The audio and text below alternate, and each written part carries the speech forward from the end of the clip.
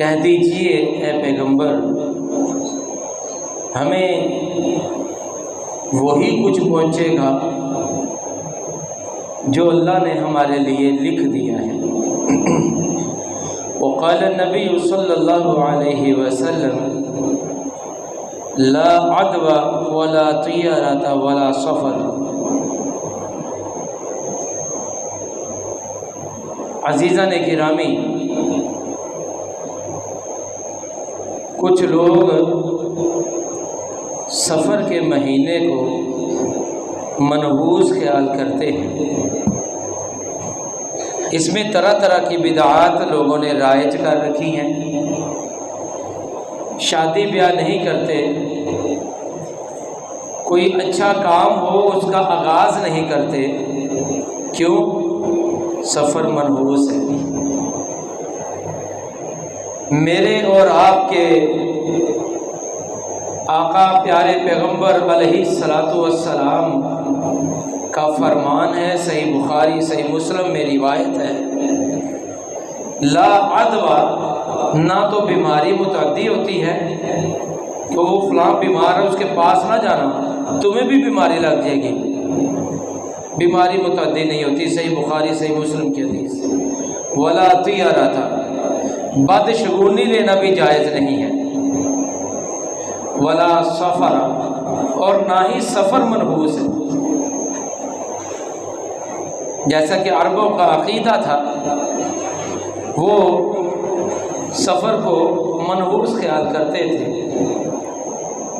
یہ زمانہ جاہلیت کی رسم ہے، شرکیہ رسم ہے، اور یہ شرکیہ عقیدہ ہے کہ ماہ سفر منحوس ہے۔ وہ ماہ سفر کو سفر کیوں کہتے تھے؟ وہ ماہ سفر کو، جیسا کہ لسان العرب عربی ڈکشنری کی بہت بڑی معتبر کتاب ہے، جس کے اندر یہ بات لکھی ہوئی ہے کہ اس مہینے میں وہ لوگ سفر نہیں کرتے تھے۔ سفر صفر سے خالی کے معنی میں حرمت والے مہینے گزر جانے کے بعد لوٹ مال کا بازار گرم ہو جاتا، لوگ اپنی پونجی جمع شدہ اس میں صفر کر دیتے، اس لیے اس کو سفر کہتے تھے۔ رسول اللہ صلی اللہ علیہ وسلم نے اس عقیدے کی نفی فرمائی، اور قرآن کریم نے یہ بات بتائی ہے کہ کسی بھی چیز کو منحوس سمجھنا، کسی چیز سے بدشگونی لینا، یہ نہ تو آدم علیہ السلام سے لے کے جتنے بھی ادوار، جتنے بھی پیغمبر آئے ہیں، اور نہ ہی آقا علیہ الصلوۃ والسلام کی تعلیم ہے، نہ سابقہ پیغمبروں کی تعلیم میں سے کہیں ملتا ہے کہ ماہ سفر منحوس ہے۔ جس طرح دن دوسرے دن ہے، فی نفسی ہی کوئی بھی دن منحوس نہیں ہوتا، یہ انسان کے اپنے کرتوت ہیں، اپنے اس کے کالے کارنامے ہیں، جس کی وجہ سے اس پر کوئی نحوست، کوئی آفت، کوئی عذاب، کوئی مصیبت آ جاتی ہے۔ فی نفسی ہی، کسی مہینے، کسی دن کی نحوست کا تعلق کسی کے ساتھ نہیں ہوتا۔ فی نفسی سارے دن بابرکت ہے، وہ ان دنوں سے برکات حاصل کرنا انسان کے اپنے عمل میں ہے۔ یہ خاکی اپنی فطرت میں نہ نوری ہے نہ ناری ہے۔ یہ انسان خود کیسا عمل کرتا ہے، کیا اس نے کمانا ہے، اس کا ٹارگٹ کیا ہے، اپنے ٹارگٹ کو اچیو کرنے کے لیے اس کی محنت کیسی ہے، یہ انسان کے اپنے بس کی بات ہے۔ ہم جب کچھ نہیں کر پاتے تو نحوست، بدشگونی لیتے ہیں، جبکہ قرآن کہتا ہے کہ یہ زمانہ جاہلیت سے ہی مشرکین کا عمل ہے۔ سورہ یاسین ہے، اللہ فرماتے ہیں کہ نفع نقصان کا مالک صرف ایک اللہ ہے۔ اللہ فرماتے ہیں قُلْ لَا أَمْلِكُ لِنَفْسِي نَفْعًا وَلَا ضَرًّا، اے پیغمبر انہیں بتلا دیجئے میں اپنے لیے بھی۔ یہ کون کہہ رہا ہے؟ اللہ تعالیٰ فرما رہے ہیں کہ اس کو آقا علیہ السلام پیغمبر آخر الزمان جو نبی علیہ السلام اللہ تعالیٰ کے محبوب ترین پیغمبر ہیں، اللہ کے خلیل ہیں، تو آقا علیہ السلام سے کہا جا رہا ہے لوگوں کو کہہ دیجئے لا املک لنفسی نفعا ولا ضرا، لوگوں کو بتائیں کہ میں اپنے لیے بھی کسی نفع نقصان کا اختیار نہیں رکھتا، الا ما شاء اللہ، مگر جو اللہ چاہے، ولو كنت اعلم الغیب لاستكثرت من الخیر، اور اگر مجھے غیب کا علم ہوتا میں بہت ساری بلائی جمع کر لیتا، وما مسنی السوء، اور مجھے کبھی کوئی تکلیف نہ پہنچتی۔ لیکن تعلیم شاہد ہے آقا علیہ السلام نے نبوت ملنے کے بعد مکہ کے 13 سال کس کرم کے اندر گزارے، کس آزمائش میں گزارے، آپ کے صحابہ کو کس طرح ظلم و ستم سہنے پڑے، گرم ریت پر لٹایا گیا، کوئلوں پر لٹایا گیا، گرم پتھروں پر گھسیٹا گیا۔ جرم کیا ہے کہ انہوں نے آقا علیہ السلام کے لائے ہوئے دین کو لا الہ الا اللہ کا اقرار کیا، انہوں نے یہ بات کا اعتراف کیا کہ اللہ کے سوا کوئی بھی خالق مالک رازق داتا گنج بخش غوث بگڑی بنانے والا نہیں ہے، اللہ کے سوا کوئی بھی نفع نقصان کا اختیار نہیں رکھتا۔ قرآن بار بار یہی تعلیم دیتا ہے۔ آپ قرآن نے اللہ تعالیٰ نے اپنے پیغمبر کی زبانی یہ کہلوایا ہے، لوگوں کو تعلیم دے دیجئے میں کسی نفع نقصان کا مالک نہیں ہوں۔ اور سیدنا عمر رضی اللہ تعالیٰ عنہ کہتے ہیں بیت اللہ کو حجر اسود کو مخاطب کر کے کہتے ہیں، صحیح بخاری صحیح مسلم کی حدیث ہے، میں جانتا ہوں تو صرف ایک پتھر ہے، لا تنفع ولا تضر، نہ فائدہ دے سکتا ہے نہ نقصان کر سکتا ہے۔ اگر میں نے آقائے کائنات کو تجھے بوسہ دیتے ہوئے نہ دیکھا ہوتا ما قبلت، میں تجھے کبھی بوسہ نہ دیتا۔ یہ کون؟ خلیفہ دوم آقا علیہ السلام کے سسر ہیں، جن کے سینے پہ انوار رسالت براہ راست پڑے، جن کے بارے میں آقا کائنات کی زبانی یہ نکلا لو کان بعدی نبی لکان عمر، اگر میرے بعد کوئی نبی آنا ہوتا تو میرے عمر کے اندر وہ ساری خوبیاں ہیں جو ایک نبی کے اندر ہوتی تو میرے بعد عمر نبی ہوتا۔ ان کا بھی یہی عقیدہ ہے کہ نفع نقصان کا مالک صرف ایک اللہ ہے۔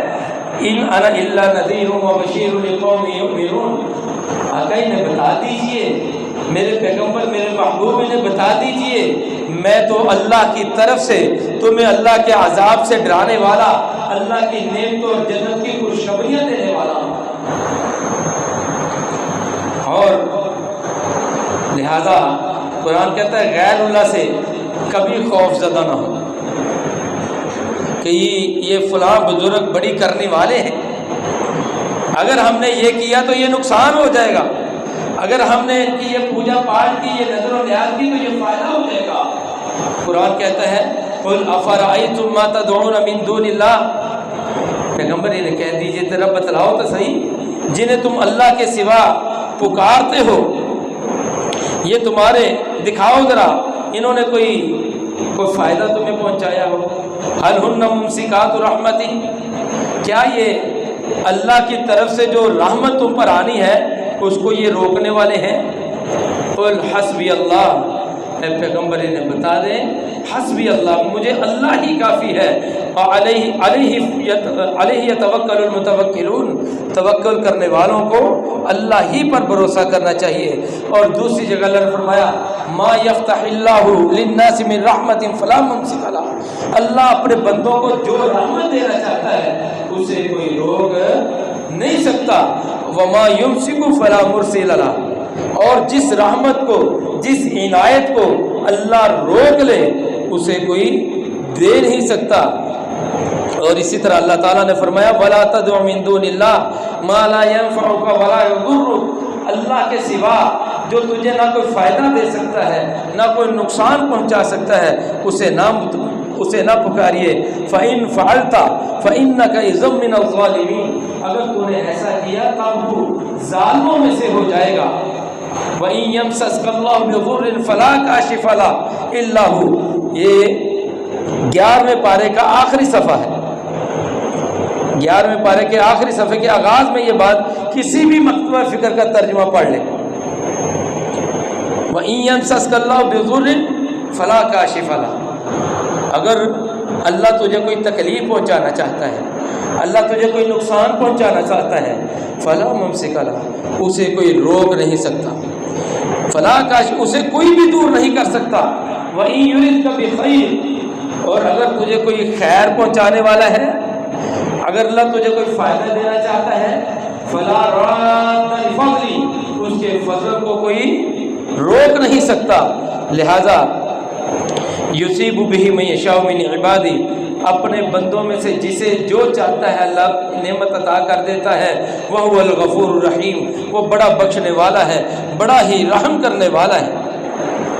اور اللہ سبحانہ و تعالیٰ فرماتے ہیں کہ وَلَا أَخَافُ مَا تُشْرِكُونَ بِهِ إِلَّا إِن يَشَاءَ، کہ جو تم اللہ کے ساتھ کسی کو شریک ٹھہراتے ہو کہ یہ ہمارا حبل ہے، یہ ہمارا لات ہے، یہ منات ہے، یہ عزا ہے، اگر ان کی کوئی گستاخی کر دی، ان کی شان کو گھٹا دیا تو یہ نقصان پہنچائیں گے۔ انہیں کہتے ہیں وَلَا أَخَافُ مَا تُشْرِكُونَ بِهِ، تم جو اللہ کے ساتھ شرک کرتے ہو مجھے اس کا کوئی ڈر نہیں ہے، کوئی پرواہ نہیں ہے۔ الا یشاء ربی وسع ربی کل شیء علما، میرے رب نے ہر چیز کو اپنے علم سے گھیر رکھا ہے۔ افلا تتذکرون، کیا تم نصیحت حاصل نہیں کرتے؟ وکیف اخاف ما اشرکتم، جسے تم اللہ کا شریک ٹھہراتے ہو اس سے میں کیوں خوف کروں، اس سے کیوں ڈروں؟ ولا تخافون انکم اشرکتم باللہ، اور تمہیں اس بات کا ڈر نہیں ہے کہ جو تم اللہ کے ساتھ کسی کو شریک ٹھہراتے ہو، ما لم ينزل به سلطانہ، کہ تم کہتے ہو فلاں بڑا کرنے والا ہے، فلاں جو ہے وہ داتا ہے، فلاں جو ہے وہ بگڑی بنانے والا ہے، فلاں نقصان پہنچا دے گا، فلاں فائدہ کر دے گا، اگر تم نے یہ نہ کیا تو تمہارے جانور مر جائیں گے۔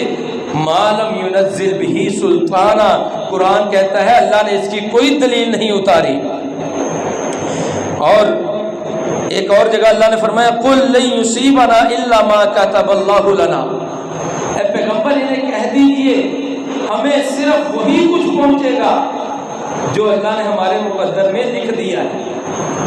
اور آقائے کائنات، سرور کائنات، معلم کائنات علیہ الصلوۃ والتسلیم نے فرمایا وَاعْلَمْ أَنَّ الْأُمَّةَ لَوْ اجْتَمَعَتْ عَلَىٰ أَن يَنفَعُوكَ بِشَيْءٍ، یہ بات جان لیجئے اگر ساری کی ساری امت اکٹھی ہو جائے، جن انسان اکٹھے ہو جائیں اور تجھے کوئی نفع دینا چاہیں، لم ينفعوك بشيء، تجھے وہ رتی بر بھی فائدہ نہیں دے سکتے۔ الا ما كتب اللہ لك قد كتبه اللہ لك، جو اللہ نے تجھے فائدہ تیرے مقدر میں لکھ دیا ہے۔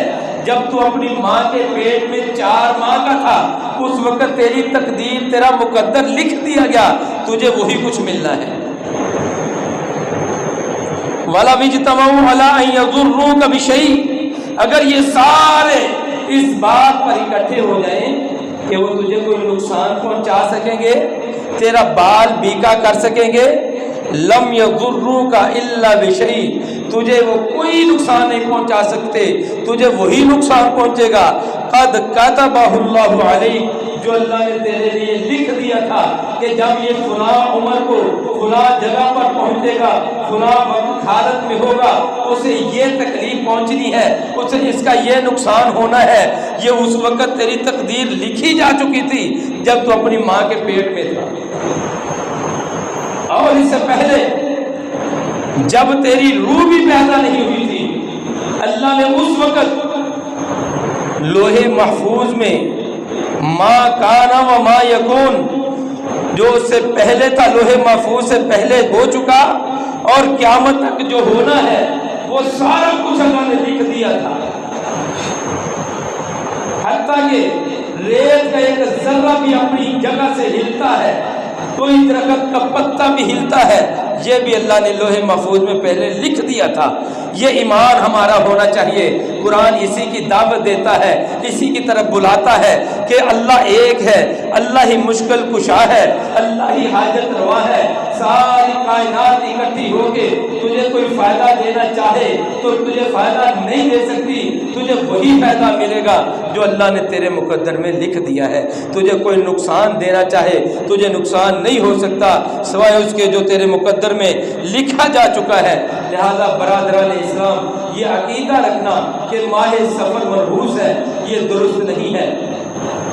نبی علیہ الصلوۃ والسلام کا فرمان میں نے آپ کو سنایا ہے، لا عدوى ولا طیر ولا حام ولا سفر، کہ نہ بیماری متعدی ہوتی ہے، نہ بدشگونی لینا جائز ہے، اور نہ ہی یہ عقیدہ رکھنا کہ اگر مقتول کا بدلہ نہ لیا جائے تو وہ الو کی شکل اختیار کر کے وہ مختلف جگہ پر پھرتا ہے جب تک کہ ان کا بدلہ نہ لیا جائے، وہ آوازیں لگاتا ہے، تو یہ بھی عقیدہ درست نہیں ہے۔ سفر کو منحوس سمجھنا یہ بھی عقیدہ درست نہیں ہے۔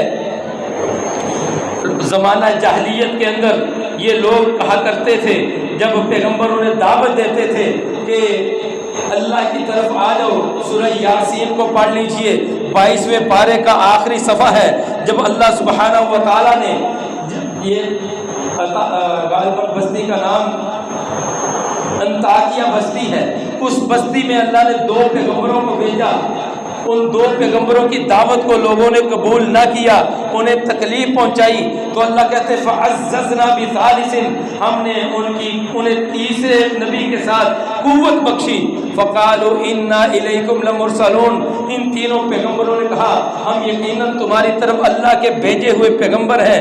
قالوا ما انتم الا بشر مثلنا، انہوں نے کہا تم تو ہمارے جیسے انسان ہو، پیغمبر ہو کے انسان ہو اور پیغمبر ہو، یہ عقل تسلیم نہیں کرتی، عقل نہیں مانتی کہ ایک پیغمبر انسان ہو۔ ان ما انتم الا بشر مثلنا، تم تو ہمارے جیسے انسان ہو۔ وما علینا الا البلاغ وما انزل الرحمن من شیء ان انتم الا تکذبون، رحمان نے تو کوئی چیز نہیں اتاری، تم صرف جھوٹے ہو، جھوٹ بولتے ہو کہ تم اللہ کے پیغمبر ہو۔ قالوا ربنا یعلم انا الیکم لمرسلون، پیغمبروں نے کہا اللہ جانتا ہے ہم یقیناً تمہاری طرف اللہ کے بھیجے ہوئے پیغمبر ہیں۔ وما علینا الا البلاغ المبین، ہماری ذمہ داری اللہ کا پیغام پہنچانا ہے۔ قالوا انا تطیرنا بکم وَلَئِن لَّمْ تَنْتَهُوا لَنَرْجُمَنَّكُمْ وَلَيَمَسَّنَّكُمْ مِنَّا عَذَابٌ أَلِيمٌ۔ آج بھی یہی روش ہے جو توحید کی طرف لوگوں کو بلاتا ہے، عقیدہ توحید کی طرف لوگوں کو دعوت دیتا ہے، آج بھی ان کے ساتھ یہی سلوک ہے جو ان لوگوں نے کیا تھا۔ اِنَّا تَطَيَّرْنَا بِكُمْ، ہم تو تمہیں منحوس سمجھتے ہیں، ہم تیرے ساتھ نحوست، ہم تمہیں بدشگونی لیتے ہیں۔ لَئِن لَّمْ تَنْتَهُوا، اگر تو اپنی اس دعوت سے باز نہ آیا، اگر تو نے ہمارے معبودوں کو غلط کہا، لَئِن لَّمْ تَنْتَهُوا، اگر باز نہ آیا، لَنَرْجُمَنَّكُمْ، پتھر مار مار کے ہلاک کر دیں گے، وَلَيَمَسَّنَّكُمْ مِنَّا عَذَابٌ أَلِيمٌ، اور تمہیں ہماری طرف سے دردناک عذاب پہنچے گا۔ پیغمبروں نے کہا طائرکم معکم، تمہاری یہ بدشگونی، تمہاری نحوست تمہارے ساتھ، ان ذکرتم بل انتم قوم مسرفون، کیا تمہیں یہ تکلیف ہے کہ تمہیں اللہ کی طرف بلایا جا رہا ہے، تمہیں نصیحت کی جا رہی ہے؟ حقیقت یہ ہے کہ تم لوگ حد سے تجاوز کرنے والے، تمہیں نہ اللہ کی حیا ہے نہ پیغمبر کی دعوت کی حیا ہے۔ صالح علیہ السلام کی قوم نے بھی یہی کہا تھا، جب سیدنا صالح نے کہا یا قوم اعبدوا اللہ ما لکم من الہ غیرہ، اے میری قوم ایک اللہ کے سامنے جھک جاؤ، اس کے سامنے اپنی جبین نیاز کو جھکا لو، اس کے علاوہ تمہارا کوئی مشکل کشا نہیں ہے، کوئی ایسا نہیں جس کے سامنے تم اپنی جبین نیاز کو جھکاؤ۔ انہوں نے کیا کہا؟ قالوا طیرنا بک وبمن معک، ہم تجھے بھی منحوس سمجھتے ہیں، جو تیرے ساتھ ایمان لایا ہے تیرا پیروکار ہے وہ بھی منحوس ہے۔ قال طائرکم عند اللہ بل انتم قوم تفتنون، انہوں نے کہا کہ تمہاری سیدنا صالح نے کہا تمہاری نوزت تمہارے اللہ کے نزدیک، بلکہ حقیقت یہ ہے تم وہ لوگ ہو جن کو آزمائش میں مبتلا کیا گیا۔ سیدنا موسیٰ علیہ السلام کی قوم نے بھی یہی کہا فَإِذَا جَاءَتْهُمْ حَسَنَةٌ قَالُوا لَنَا هَٰذِهِ، جب انہیں کوئی خیر پہنچتی کہتے یہ تو ہمارے لیے ہے۔ وَإِن تُصِبْهُمْ سَيِّئَةٌ، اگر انہیں کوئی تکلیف پہنچتی يَطَّيَّرْنَا بِمُوسَىٰ وَمَن مَّعَهُ، تو وہ موسیٰ علیہ السلام اور موسیٰ علیہ السلام کے ساتھ ایمان لانے والوں سے بدشگونی لیتے، انہیں منحوس سمجھتے کہ یہ نحوست ہماری ہم پر یہ ان لوگوں کی وجہ سے پہنچی، انہوں نے ہمارے باپ دادا کے دین کو چھوڑ کے ایک نیا دین اختیار کر لیا ہے۔